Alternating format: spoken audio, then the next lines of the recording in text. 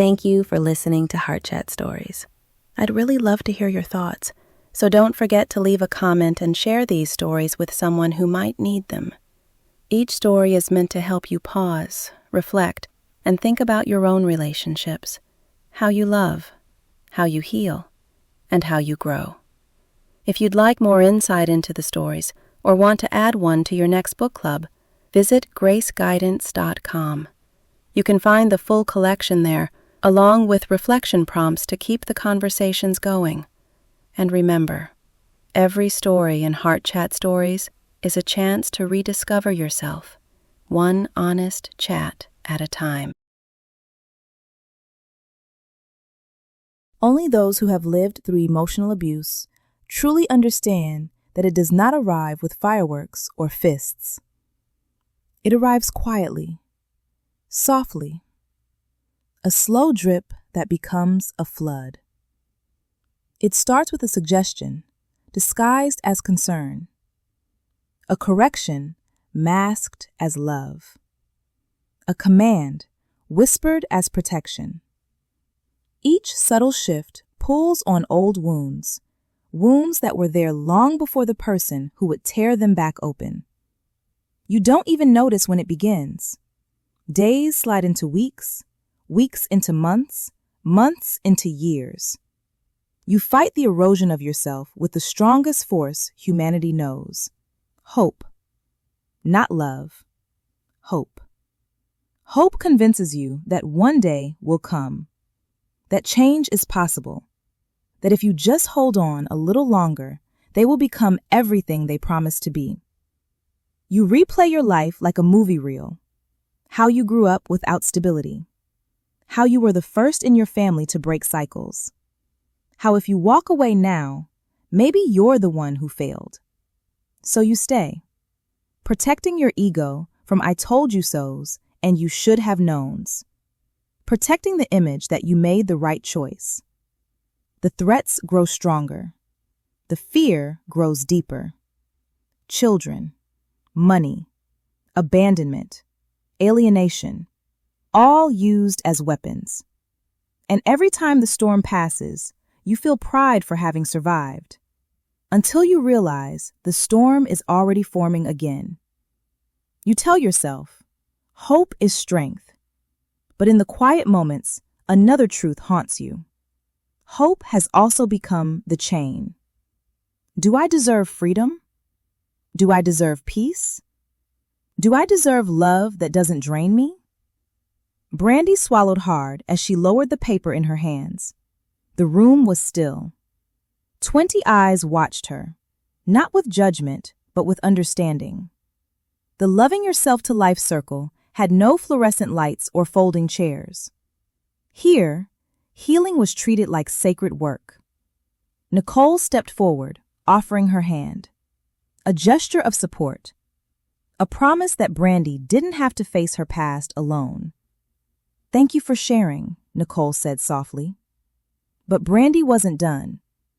Khalil's absence, his bravery, had forced open a door she kept locked for years.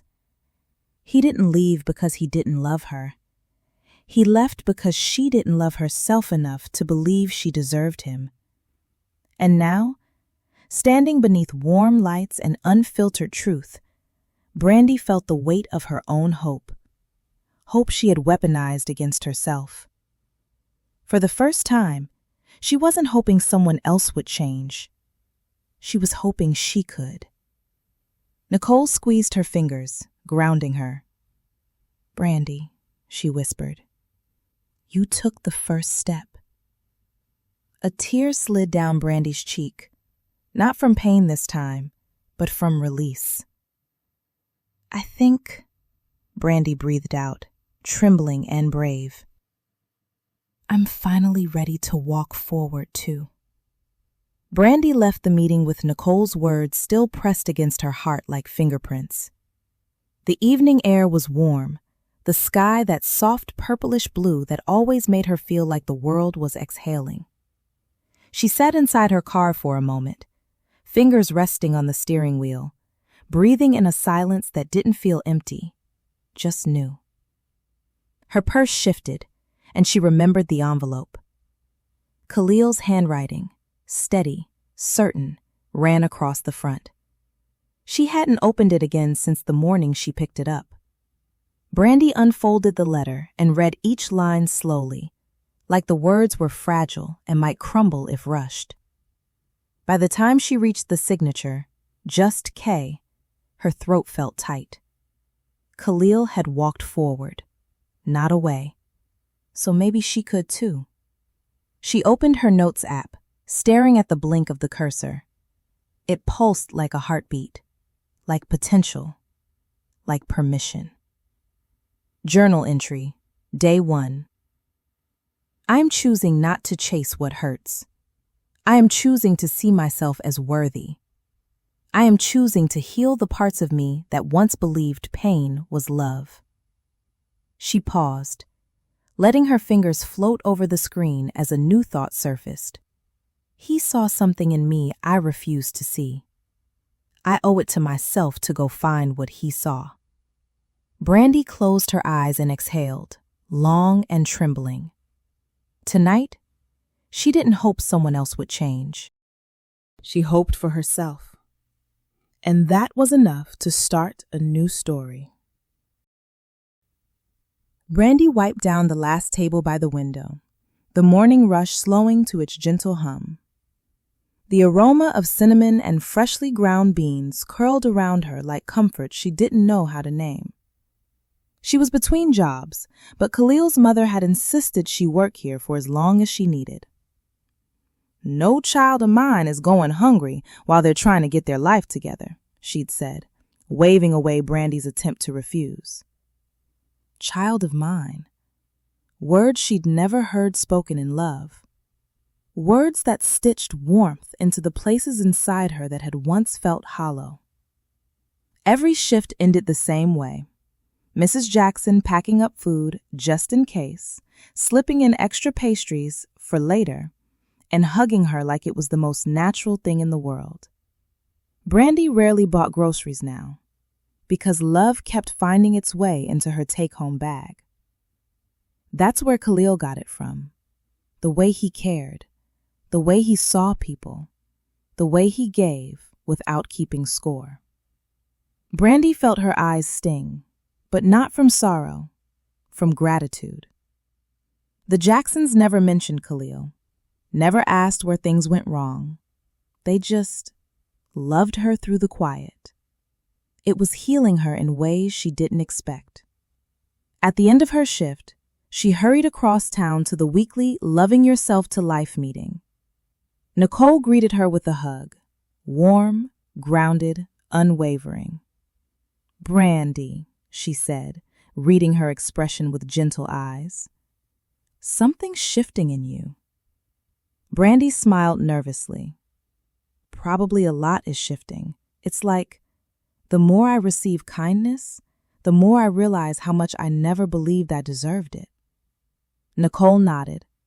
That's the doorway. Once you step through, everything changes. They sat in the circle as more women filtered in. Brandy noticed how each brought their own silent storm, yet together they created shelter. Nicole began. Tonight, we're uncovering the lies we accepted as truth. The ones that told us who we were before we learned to define ourselves. Brandy's pulse quickened. Nicole turned to her. Brandy, do you remember what we talked about in your first session? Brandy swallowed, hard. She remembered every word. How she'd admitted that she spent years trying to earn the kind of love she should have received freely. How her mother had taught her that affection came with conditions and that she was always the reason men left. How she learned early that silence was survival. Brandy looked around the circle, at the softness, the safety, and took a breath. I used to think, she began cautiously, that if I wasn't perfect, I'd be left. So I spent years trying to make myself enough for people who didn't know how to love me. Her voice cracked, but she didn't apologize for it. Nicole leaned forward. And Khalil? Brandy closed her eyes, a single tear slipped free. He was the first person who treated me like I already was enough, and I didn't know how to accept that. So I pushed him away before he could see all the parts of me I thought were too damaged. Silence embraced her. Not judgment, not pity. Just space. Brandy drew a shaky breath. But Mrs. Jackson and Mr. Jackson, they treat me like family, like I belong, and it's healing something I didn't think could ever heal. She let out the truth she'd feared most. I'm afraid that now that I'm finally learning how to love myself, he might be too far gone. Nicole reached out and squeezed her hand. The journey isn't about getting him back. It's about getting you back. Brandy nodded, slow, deliberate. For the first time, she believed it. Healing wasn't loud. It wasn't dramatic. It wasn't a sudden transformation. It was a cup of coffee made with care, a meal packed with love, a circle of women who refused to let her shrink anymore. A daily decision to see herself as worthy without waiting for someone else to say it first. Brandy wasn't healed yet, but she was becoming, and that was more than she ever allowed herself to hope for. Nicole stood at the center of the circle, her voice warm but firm, the kind of steady truth that didn't ask permission to be spoken. Healing doesn't look the same for everyone, she began, sweeping her gaze over each woman's face. We all walk our paths differently, but none of us are walking alone. She gestured gently toward Brandy. Brandy has a support system she didn't even know existed, a family of choice that has wrapped around her while she works at the coffee shop, not because they have to, but because she deserves to feel cared for. Brandy felt the words land right in the fragile place where new growth had begun. Nicole continued. Amy is learning how to trust love again, not because she's desperate for it, but because she's finally healing enough to believe she's worthy of a healthy version of it. Her new boyfriend isn't a danger, and that's new for her. New can feel terrifying when all you've ever known is survival. Amy's eyes glistened with gratitude. She squeezed Brandy's hand. And Maura, Nicole said, turning toward a woman with a quiet strength etched into her posture, is rebuilding her life after her husband violated her trust and her body.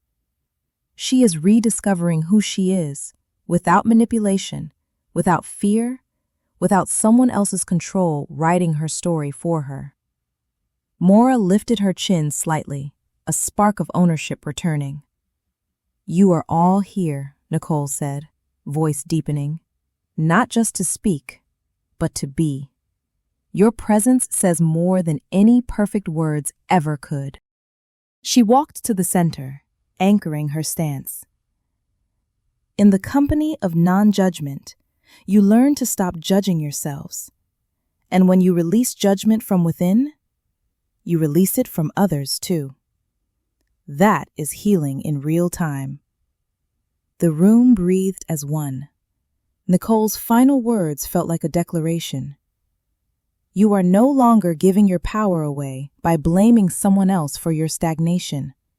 You are taking responsibility for your healing. No one here is leaving you, because you, each of you, deserve you. You are worthy of showing up for yourself every single day. Brandy carried those words home like a lantern. Later that night, she dropped her keys on the bedside table and sank onto the edge of her mattress. Something felt different, a shift, subtle but undeniable. For the first time in years, she wasn't waiting on someone else to love her into becoming. She was choosing to live, choosing to heal, choosing herself. Brandy whispered into the quiet room, almost a promise. I want my life, and I'm going to make it beautiful. Brandy woke the next morning with a sense of renewal humming beneath her skin. A quiet determination settled in her chest. Not loud, not frantic, but steady, purposeful. She showered, dressed, and decided today she would do something just for her. She needed new shoes anyway. Something comfortable but stylish. New chapter shoes. At the store, as she compared two pairs of flats, she heard a familiar voice. "Brandy? Girl, is that you?" She turned and saw Farah, the high-energy banquet server who used to run circles around everyone, including Khalil, at the resort events. Brandy's face lit up. "Farah! Wow, it's been a minute." They caught up between aisles, Farah talking animatedly with flourishes of her hands. "I'm at the Indigo Shore Resort now," Farah said proudly. "Hospitality assistant. It's been great. Long nights, good pay, way better growth." Brandy's heart flickered with interest she hadn't felt in a long time. Farah noticed. She grinned. "You know, we're hiring. Front office support. You'd kill it. You were always the calm one under chaos." Brandy laughed. "Calm is not the word I'd use, but thank you." "No, seriously," Farah insisted, pulling up the job listing on her phone. "Apply today. Do it before fear talks you out of it."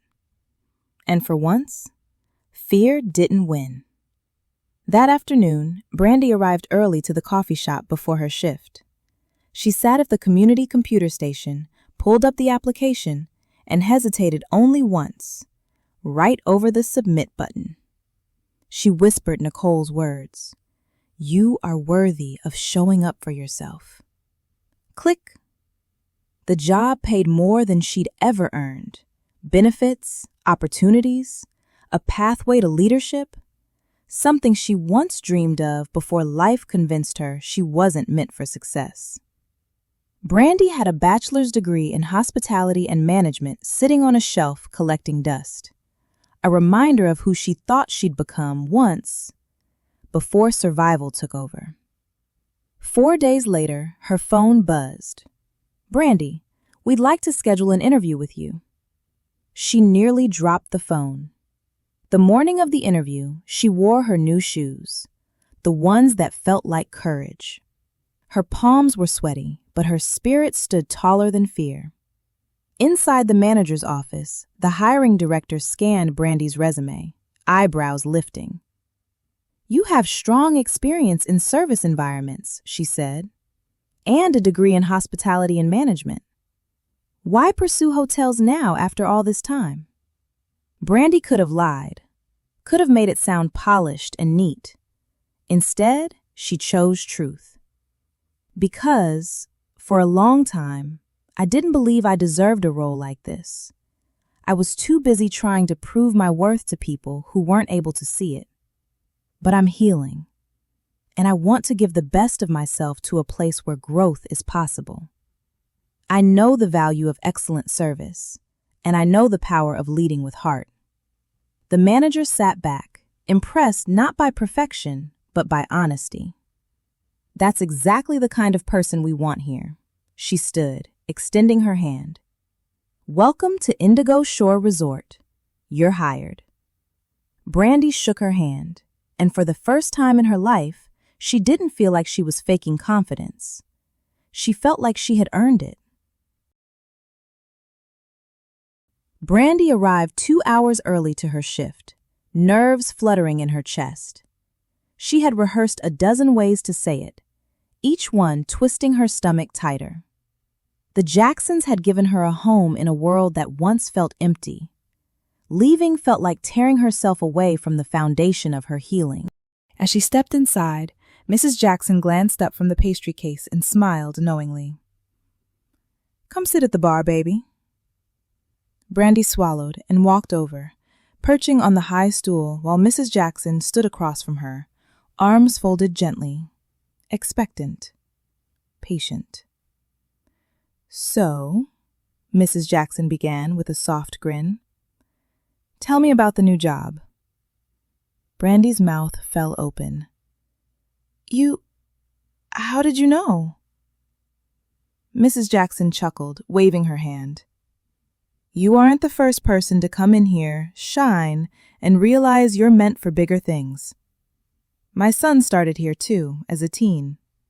One day he walked in with that same look, that "I'm scared, but I'm ready" look. She tapped Brandy's chest lightly. You've got it too. Brandy blinked rapidly, emotions spilling into her throat. You're not disappointed in me?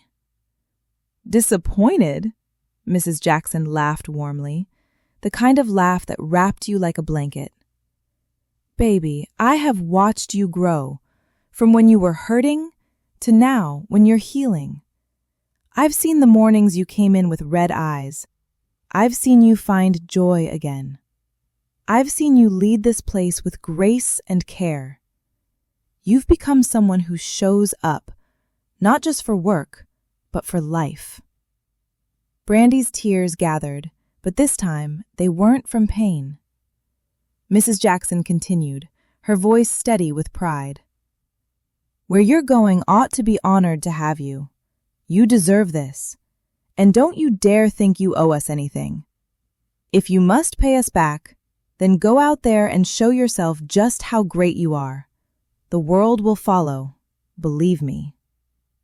Something inside Brandy broke open, not a fracture, but a release.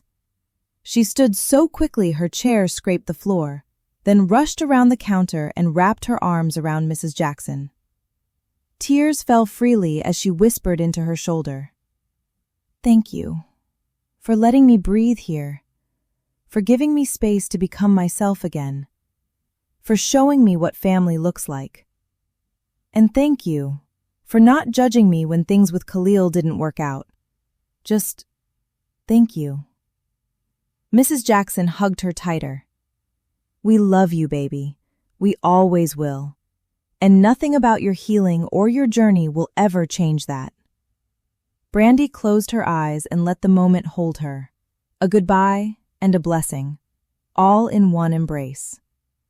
Brandy stood in the mirror, smoothing down the lapels of her new blazer. The name tag pin glinted under the soft light. Brandy Lewis, hospitality assistant, front office support. She exhaled, not out of fear this time, but pride. These were the kind of clothes she used to imagine wearing.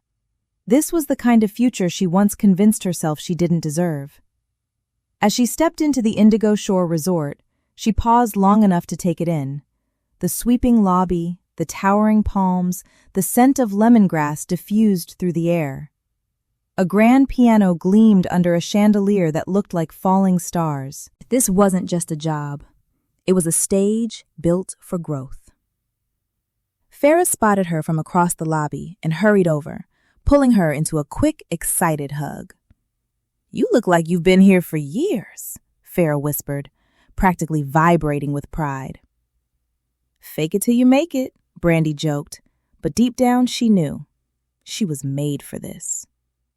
Her manager, Ms. Rivera, arrived with a welcoming smile. Ready to shine, Brandy? Brandy nodded, shoulders back, confidence settling into her bones. Task 1. Guest check-in. A couple approached, tired from travel, their toddler fussing in a stroller. Brandy smiled warmly, stepping in with calm ease. Welcome to Indigo Shore. Long trip? Let's get you settled quickly. Her tone soothed the tension. Her efficiency impressed the parents. Her empathy, invisible yet felt, made them breathe easier. Ms. Rivera watched from a distance, nodding with quiet approval. Task 2. Staff collaboration. Later, Brandy noticed a new bellhop struggling with luggage carts. Instead of looking away, she stepped in. You focus on getting the family settled. I'll handle the carts. The bellhop's relief was instant. Small actions, big leadership. Task 3. Crisis grace. A guest approached the desk, upset about a room mix-up. Brandy listened, truly listened, then apologized and found a quick solution that exceeded expectations. The guest walked away smiling. and impressed. Brandy's heart flickered with confidence. She wasn't faking it. She was becoming it. The first 3 weeks flew by in a blur of guests, schedules, and new responsibilities, but Brandy found a ritual that grounded her. Every night after her shift, she would stop by the coffee shop. And every night, Mrs. Jackson would be waiting. A warm meal, a hot herbal tea, a seat saved just for her, and 30 precious minutes that always felt like forever. Brandy didn't realize how much she needed that space, not until one evening when she sank into the cozy corner booth, exhaustion and pride mingling in her bones. Tonight's tea was chamomile with honey, Mrs. Jackson's prescription for busy brain syndrome. Brandy stirred her cup thoughtfully before speaking. "Mrs. Jackson, why do you spend so much time listening to me? I know you're busy. You always make space for me, and I don't know how to deserve that kind of attention." Mrs. Jackson smiled, folding her hands on the table as if she'd been waiting for that question. "Baby," she said, voice slow and gentle. "People need people who make themselves available. The world moves so fast now, everybody rushing from one thing to the next. Folks pass each other like machines. No eye contact, no heart contact." She tapped her chest lightly. "We forget that we're meant to linger with one another, to sit, to listen, to be human." Brandy felt her throat tighten. Her own mother had never lingered, never paused to ask or care. Mrs. Jackson leaned forward with a knowing look. "And I listen because you won't be in this position for long." Brandy blinked. "What do you mean?" "I mean," Mrs. Jackson continued, "you're not just an assistant. You're a leader. You're meant to run something one day, build something that people want to follow. I see it in how you talk about your work, how you take care of folks without even thinking about it." Brandy tried to look away, but Mrs. Jackson gently lifted her chin. "And I listen because you are worth listening to. Your success is worth celebrating, and I am worth being a witness to your becoming." Tears pooled in Brandy's eyes, not out of sadness, but from a fullness her heart wasn't used to holding. "Thank you," she whispered, the words shaky, but more real than anything she'd said that day. "Thank you for treating me like I matter." Mrs. Jackson smiled, wiping a tear from Brandy's cheek. "You don't matter because I listen," she said. "I listen because you matter. And besides, what is a coffee shop for anyways?" Brandy clasped her tea with both hands, letting the warmth sink into her fingers and her soul. For the first time in her life, being seen no longer scared her. It healed her. 5 months passed like a heartbeat. Mrs. Jackson had been right. Brandy's visits slowed from weekly to bi-weekly. And then, without meaning to, she missed 2 months entirely. One afternoon, she called Mrs. Jackson, apologizing breathlessly. All Mrs. Jackson said was, "Baby, I told you, leaders get busy." Brandy laughed, because it was true. She was blooming. Indigo Shore Resort. Brandy had become the quiet engine of the hospitality department. She learned every system, every personality, every pressure point that made the team move. She supported everyone, bellhops, concierge, housekeeping, noticing issues before they escalated and stepping in before anyone asked. Guests loved her. Staff trusted her. Leadership saw her. But the moment everything changed arrived on a Thursday morning. The assistant manager collapsed during the pre-shift briefing, dizzy, dehydrated, out for several weeks per doctor's orders. The lobby froze. Uncertainty rippled through the staff. Miss Rivera turned slowly, eyes landing on Brandy. "Can you run point until we get coverage?" she asked, not as a favor, but as a belief. Brandy's pulse kicked up. Fear whispered, "This is too big." But a stronger voice rose inside her, one healing had given power to. "I'm ready." She stepped forward. "I've got it." Stepping into the lead. Brandy quickly gathered the team, clipboard in hand. "Housekeeping. Prioritize checkouts first. Concierge. I'll take the escalated guests so you can keep the line moving. Bellhops. Extra carts staged near the elevators. Hydrate. It's going to be a long day." The staff followed without hesitation. She moved through the lobby like she owned the space. Calm, strategic, a quiet storm of competency.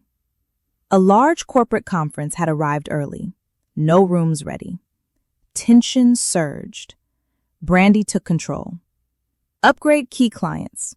Distribute complimentary drink tickets. Offer luggage storage with guaranteed priority. One compliment led to another. Soon, smiles replaced frustration. Later, Ms. Rivera pulled Brandy aside. "I knew you could do it," she said, pride gleaming in her eyes. "You're not assisting here anymore. You're leading." Brandy stood straighter, heart swelling. "I just wanted the team to be supported," she said. "That," Ms. Rivera replied, "is what makes you a leader." That night, Brandy stood outside the resort, watching waves crash under the moonlight. She thought about where she once was and where she stood now. She whispered, almost to the ocean, "This is what I was always meant to do." She texted Mrs. Jackson, "Got promoted today. I start training as assistant manager tomorrow." Mrs. Jackson replied instantly, "Go be great, Brandy. I told you the world would follow." Brandy closed her phone and smiled, the full, radiant smile of a woman who finally believed in herself. She wasn't just surviving anymore, she was ascending. 6 months into her new role at Indigo Shore Resort, Brandy walked into the Loving Yourself to Life meeting with confidence in her posture and light in her eyes. This time, she wasn't arriving broken. She was arriving whole. Nicole greeted her with a hug and a knowing smile. "You look like a woman walking in her purpose." Brandy exhaled softly. "For the first time, I feel like it." The group gathered in the circle. New faces, familiar pain. Across from Brandy sat a young woman, maybe mid-20s, wringing her hands. Her name was Zoe. Her voice was barely above a whisper as she spoke. I don't know who I am without him. I feel like I should stay because leaving might be a mistake. What if I never find better?" Brandy's chest tightened with recognition, not from fear, but from memory. She leaned forward, voice gentle but unwavering. "I used to feel the exact same way." Zoe looked up, surprised, searching. "There was a time," Brandy continued, "when I thought loving someone meant waiting for them to become who I hoped they'd be. I stayed because I thought leaving meant I failed." She glanced briefly at Nicole, who nodded with encouragement. "But the truth is, leaving was the first time I chose myself, and that decision saved my life." Zoe's eyes filled with tears. Brandy offered the warmest smile she had, the kind that once saved her. "You are allowed to build a life that doesn't hurt. You are allowed to be loved in a way that doesn't break you. You are allowed to believe you deserve better, because you do." Zoe breathed in shakily, but something changed in her expression. Hope, the real kind, flickered there. Nicole rested a hand over her heart. "That is why we are here," she said quietly. Brandy sat back, absorbing the moment. She had once come into this room searching for permission to heal. Now, she was giving it. Later that night, Brandy left the building under a glowing street lamp, the evening air soft and calm. She paused, lifting her face to the sky. She thought of Khalil, not with sadness, but gratitude. He had been the spark that lit the path toward her transformation, and though their stories had gone separate ways, the love he gave her still fueled her growth. She whispered into the night, "Thank you for helping me find me." Her phone buzzed. A message from Mrs. Jackson. "Miss Assistant Manager, dinner this weekend? We're celebrating you." Brandy smiled, a soft, certain curve of joy. She typed back, "Wouldn't miss it." Then she walked to her car with grace in every step, a woman who no longer feared her past because she was too busy building her future. Healing had taken root. Love had returned, this time beginning within. Brandy was not just living her life anymore. She was leading it. Thank you for listening to Heart Chat Stories. Every story is written with love, to heal, to inspire, and to remind you that new beginnings are always possible. If this touched your heart, don't forget to like, subscribe, and share so others can find healing through story. Until next time, keep your heart open and your spirit lifted.